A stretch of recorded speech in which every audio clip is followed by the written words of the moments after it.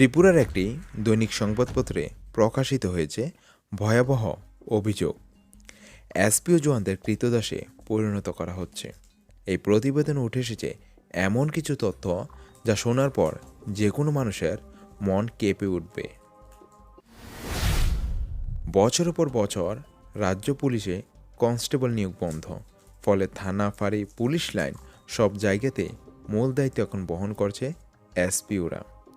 সাধারণ ডিউটি থেকে ভিআইপি নিরাপত্তা সব কিছুতেই এসপিওরা সামনে।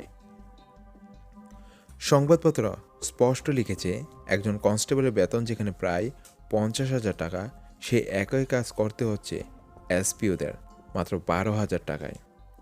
দায়িত্ব সমান, কিন্তু বেতন ও সুবিধা আকাশ পাতাল অনেক তফাৎ।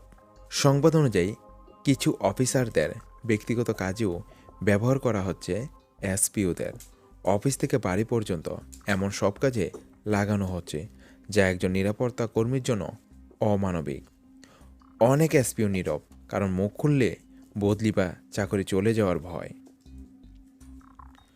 কম বেতনে অনেকের পরিবার চালানোই কঠিন হয়ে পড়েছে। কারো চিকিৎসা, কারো সন্তানের পড়াশোনা, সব কিছুতেই টানাটানি। তারপরও ডিউটি কম নয়, দিনরাত একই তালে চলছে দায়িত্ব। সংবাদপত্রে উঠে এসেছে তাদের কিছু যুক্তিসঙ্গত দাবি।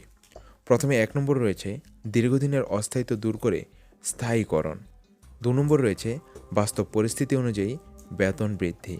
3 নম্বর রয়েছে থানায় অপমানজনক ব্যবহার বন্ধ। 4 নম্বর রয়েছে দায়িত্ব অনুযায়ী সম্মান ও পরিচয়। দেখুন, এগুলো কোনো বিলাসিতা নয়, এগুলো একজন কর্মীর মর্যাদা। সংবাদপত্র যেটা লিখেছে সেটাই আজকের মূল কথা। যারা রাত দিন মানুষের নিরাপত্তার জন্য কাজ করেন, তাদের সঙ্গে আচরণ যেন একজন কৃতদাসের মতো না হয়। এসপিওদের সম্মান এটা দাবি নয়, এটা মানবিক অধিকার।